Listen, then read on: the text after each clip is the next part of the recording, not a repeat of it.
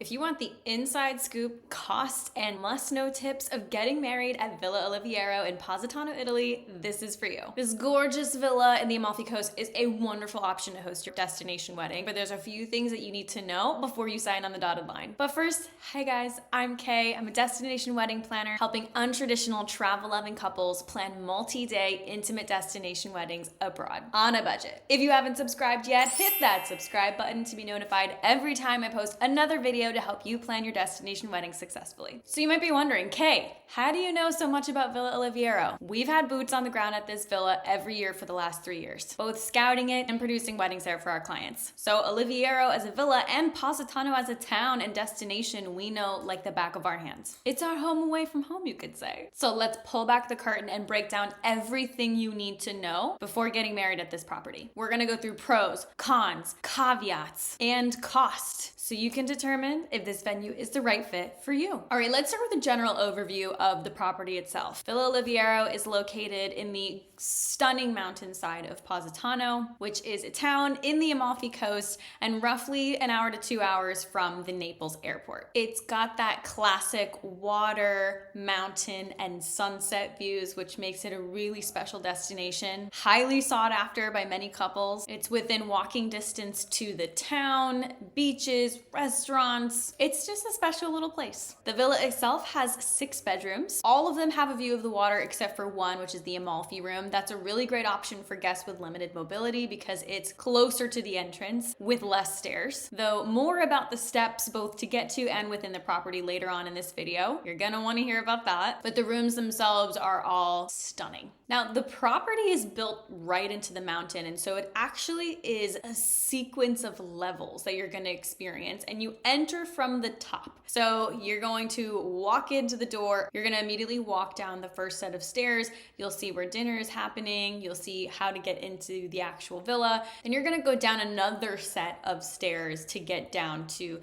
the red terrace where the ceremony and cocktail hour typically happens, and dancing. So there is quite a lot of levels in this property. It's not going to be the best option if you have a lot of people coming with mobility issues. We're going to talk more about that in a minute, but just want to get an overall picture in your mind of how this property is laid out. The property is family run. We love Nello and Alice. They are easy to work with. They are used to working with Americans. To have a really positive working relationship with them, they really value you asking questions and not making assumptions. And they want to know how your planning is progressing, so keep them posted as you're making decisions. Make sure they're in the loop about the vendors that you're trying to book. They want to have their finger on the pulse of your planning process so that it can be the most successful that it can be. Now let's talk about the flow of events and how to best utilize the event spaces within the property. There's an in-house pizza oven, so it's kind of a no-brainer that the night before your wedding, you would throw a welcome pizza party. This happens down by the pool, so it's an al fresco cocktail style party around the pool, which is recently renovated, and they have their in-house team of caterers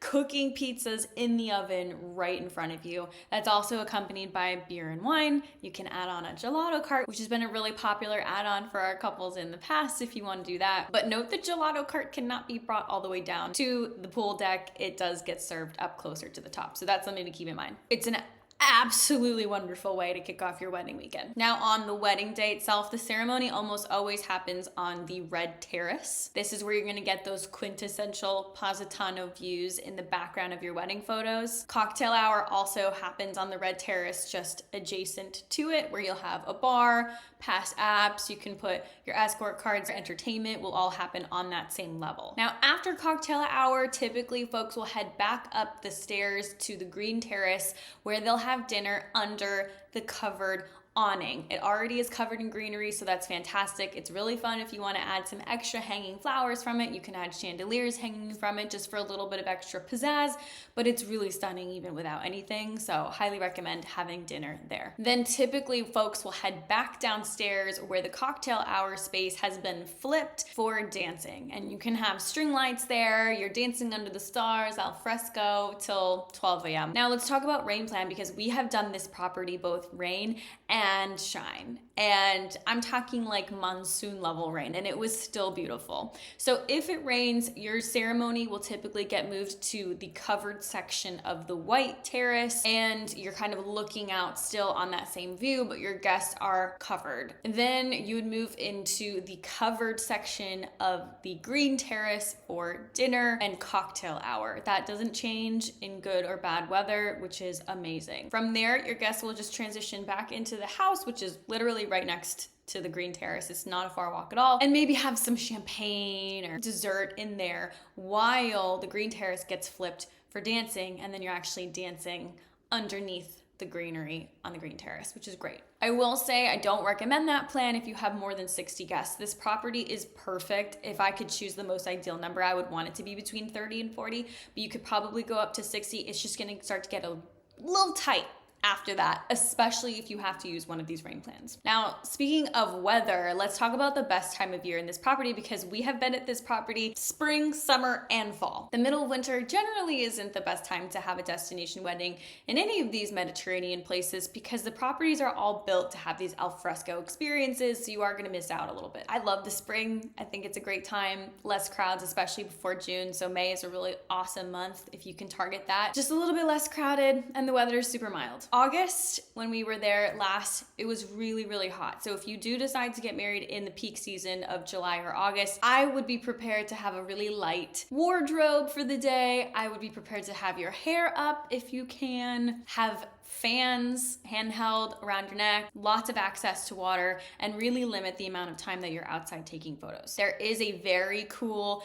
shaded walkway that runs behind the villa that you can use to take pictures and also stay out of the sun. That's what we did when we were there in August a couple years ago. So highly recommend looking into all of that if it is a very hot day in the middle of the summer. Now, the other thing that you can do if you're getting married here and you're worried about it being too hot is provide shade for your guests, especially during the ceremony, because it's gonna happen when the sun is like, boom, right over you on this property. So there's two different ways you can do that. There is a shade vendor who has done kind of like sailcloth awning over the ceremony and cocktail area terrace before. Frankly, that company is really hard to get in touch with, not the best at communicating. So we actually ended up pivoting and not doing that, and instead placed a bulk order of parasols on Amazon, handed them out to the guests. It actually made for a very beautiful picture overhead. And I find that the shade awning actually kind of cuts off the view, especially if you want those sweeping, photographs with your photographer up on the level above the ceremony, taking pictures down of the ceremony. It's kind of cool to be able to have a parasol moment rather than that shade that will block it. Now, our October last year was so rainy in Italy, but honestly, it was not all day rain. It kind of came in patches. So we were still able to have the ceremony outside here, but then we did have to do the covered dancing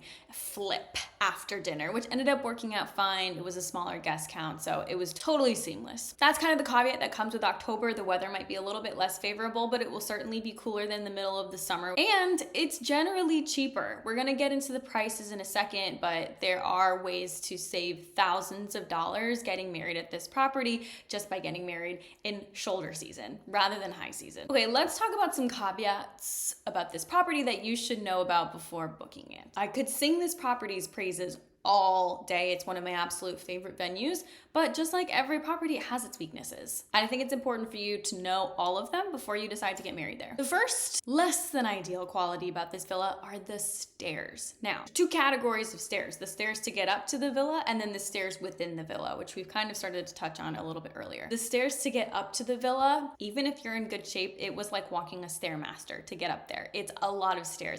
Don't quote me on it, but it's like over 700 stairs. Now, as of this past year, they put an elevator in, and that will take you from almost just outside of where Hotel Marancanto is. You just have to walk around to get to the base of the elevator, and it will cut out a significant amount of that journey that you would have had to take on foot, because the elevator opens up right next to the villa, which is great. So if you are walking from the beach in town to get to the elevator, there still are steps, but we're talking like hundreds of stairs less than it used to be because of the elevator. Now, the elevator is free for locals. It costs money for tourists. It's $2.50 in euros. So you're gonna wanna make sure that you bring that cash with you in anticipation of using the elevator because you will use it. The other caveat with the elevator is it closes at midnight, at least right now. So you do not wanna miss the last elevator ride up, or you will be walking in the middle of the night to get back to the villa. There is also a parking garage at the base of the elevator, but the spots in there are really limited. And honestly, spots all over Positano are really limited. So I do not recommend renting a car. I recommend that you either get a car transfer or a ferry, which we'll talk about in a minute, from the airport, so that you don't have to worry about keeping track of a vehicle. Now, once you get up to where the elevator drops you off, there are still some steps in between you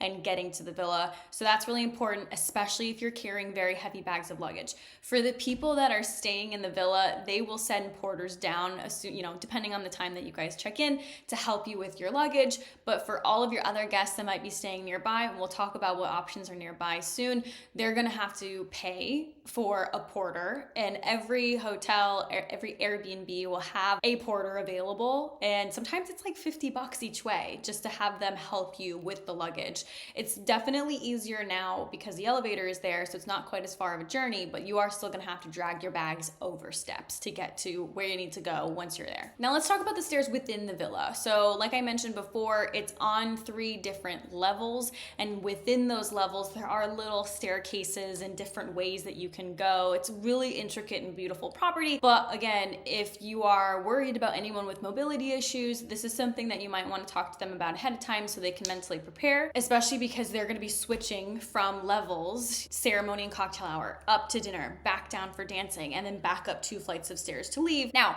they do have a handicap accessible chair where they can put any guests that are concerned or unable to move about the levels, whether that's within the property or outside of the property, and they will bring them up and down the stairs. The chair is about 200 euros per trip.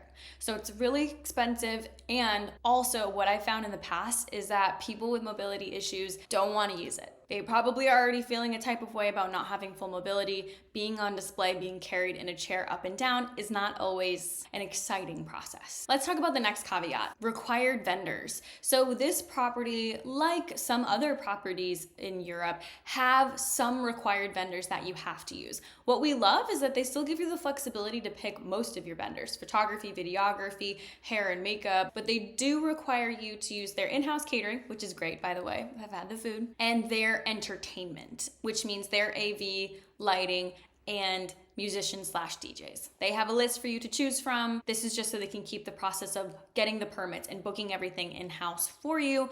It also takes a lot of stress off of you so that you don't have to file permits and things like that. So it really is a good thing at the end of the day, but it just limits your ability to customize your entertainment beyond the options that they're already providing you. They have a preferred florist. We love them. They charge fair prices, so no red flags there. Let's talk about the rentals. So I'm talking about tabletop rentals, chairs, upgrades, things like that. It is limited. Before the elevator got put in, there actually was an 8,000 euro minimum to have a rental company bring upgraded rentals to the villa because it was so laborious to get all of the equipment from down there up all of the stairs. Now that the elevator's there, I don't know if that has impacted the minimums as much. So because of that, you're kind of leaning on the inventory that the villa has, and they do have upgrade options for certain things like plates and glassware, and we can customize things like napkin colors and smaller scale things like that. And we have in recent months seen that their rental upgrades have been becoming a little bit more robust. So I'm excited to see where that goes and see couples having more options while they're there. Quick pause. If you're finding this helpful, let me know by liking this video. I'll do more of these in the future if you guys like it. So let me know by liking it. Let me know in the comments and tell me below in the comments any questions that you have about Villa Oliviero. All right, let's talk now about the inside scoop. These are things that we know because we've had the privilege of being boots on the ground there, things that we've picked up, little nuggets that you guys should know about. Villa Oliviero sits right next door to another really well-known villa, which is called Villa San Giacomo. It's super beautiful, but for my opinion, it's a lot more money and it's the same view. The next inside scoop. This villa only sleeps 12, but Nello has connections with annex apartments that surround the entire property that can sleep a lot more people. They are worth it. They are cute and they are fairly priced. So I highly recommend that when you book this villa, if you know you're gonna have more than 12 people that need to stay in Positano, scoop up all the annex apartments that are available. There's also a really lovely Airbnb that we've stayed in a couple times now. It's called Gianni's house. We love it. It's literally right next door. The only caveat is that you have to go up a bunch of stairs and then down a bunch of stairs to get to it. But where they're sitting on the mountain, they are literally right next door. So it's another great option for any of your guests or any of your vendors that need to stay nearby. But if you're staying there, pack light because you will have to move your luggage by yourself. Which brings me back to the porterage charges. Again, for the 12 people that are staying at Villa Oliviero, they will take your luggage up to the villa and down to the car waiting for you when you leave as part of the cost generally. Again, depending on the time of year and when you're checking in, that might change. But if you're staying in one of the annex apartments, tell your guests to budget and bring extra cash for those porterage charges so that there's someone there to help bring their luggage up into the apartment and bring it back down. I would just estimate 50 euros maximum each way. It could end up being less than that, but you need to put that on your wedding website so that your guests know. Okay, other things about this property that's really the inside scoop. You can dance here outside with amplified music until 12 a.m. And that is irregular for the rest of Positano. This villa, because it's up in the mountains, you're able to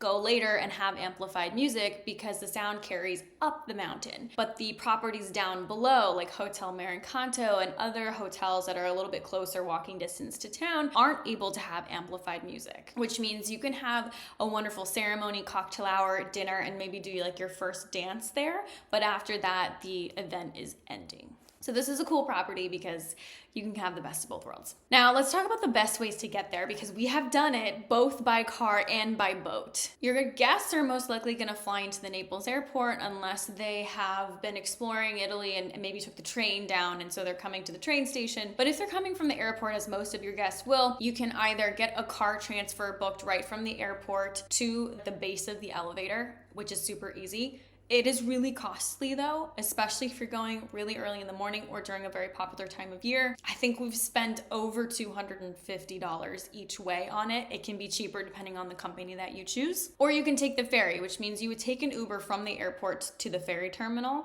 jump on the ferry. It is not that expensive. I think, don't quote me on it, but when we did it last time, it was about 50 bucks.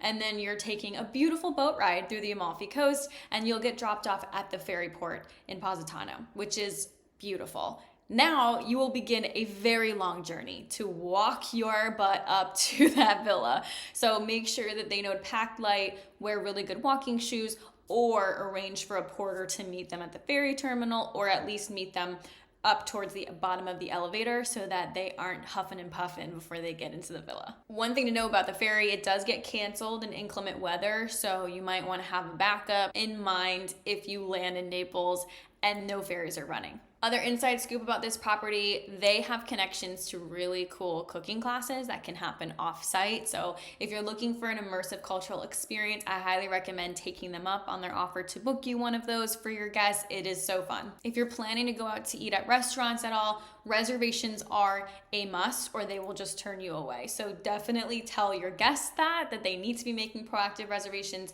Especially if you have really big parties, need to be making proactive reservations so that you're not getting turned away. I highly recommend La Tagliata. It is a beautiful family-run restaurant. They have a farm right outside where they get all their fresh produce, and then a woman named Mama cooks your food for you. She comes out every night and you cheer for her. There's an accordion player that walks around while you're eating your dinner. They give you free limoncello shots like everywhere else in Positano does, but it's a really cool vibe, a beautiful experience, and it's even higher up in the mountain, so it's another place to see while you're visiting Positano. They also do cooking classes. They have gone viral on Instagram, so if you know, you know. Let's talk about the cost. Just like every venue, the cost of this place has increased year over year over year, and we have the data from the last 3 years to share with you. So we'll talk about what we've paid for the villa in the past and what they are charging currently. Just know the rate's probably gonna keep increasing year over year. This is something that's happening across the board to every property. So first, let's talk about what this rate includes.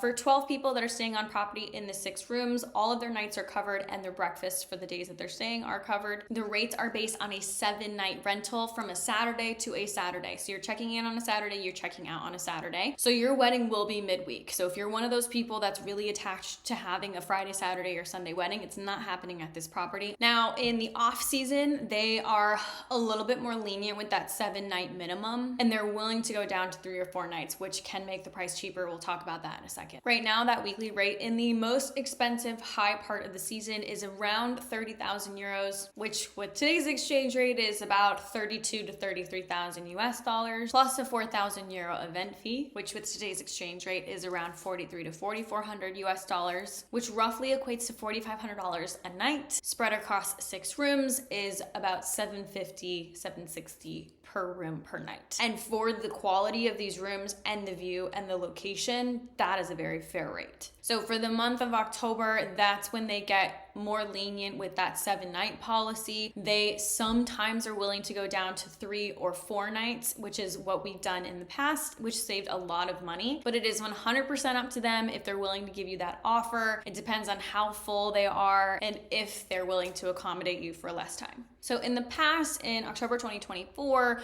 we were there for 4 nights. They allowed us to do that deal. Our couple paid around 19,000 euro, which at the time was about 21,000 US dollars. In August 2023, we were there in high season for 7 nights and we paid 29,000 US dollars. So you can see that increase has happened slightly annually to get us up to the price that it is now. They also have an in-house caterer, so I can talk through food and beverage pricing that you might expect to see. Their packages are broken up by the day before, cocktail hour, the wedding day, and the bar packages. So for the wedding day itself, the cocktail hour bar package is around $30 US per person. The wedding dinner was around $200 US per person, and the bar was around $60 US per person to have an open bar during cocktail hour, a beer and wine bar during dinner, and an open bar after dinner during dancing. The night before with the pizza party was around $90 per person for pretty much unlimited pizza, including dessert pizza and beer and wine. So let's just say you have a wedding in low season here. What would it cost? The villa itself will be around 15,000 euros if you were able to do 3 nights, plus that 4,000 euro event fee. Then we add up all of those minimum costs for the night before and the wedding day itself for food and beverage that I just shared, which equals 380 per person. And if you have 50 guests, that's about 19,000. So you total all of that up, the euro cost is around 38,000 for food, beverage, the event fee, and the actual accommodations for 3 nights. Now on top of that, you're gonna have any other costs for the event, which could be photo, video, hair and makeup, the entertainment, the lighting, the rentals, the decor, the stationery, transportation, and a wedding planner. To see what we've typically spent on those things in the past in Italy, you can check out this video. Well, you're likely looking at a total wedding budget here of as low as 65,000 to as high as 120,000 US dollars for 50 people. So, are we ready to dive in and plan a destination wedding here? Hold your horses. Don't go signing any contracts yet. 65,000 to 120,000 is still a huge range. And it's important to first understand where within that range you are so that you know realistically if what you expect and the number of people that you need would work with your budget at this venue or any other venue for that matter. But how do you do that? How do you figure out what your wedding in Europe will cost? Well, to do that, you can just download my free guide to estimate the cost of your destination wedding in Europe before booking a venue. And the link to that is below. And for even more must-know tips from me on how to successfully plan your destination wedding abroad, be sure to subscribe and watch this video next. Ciao!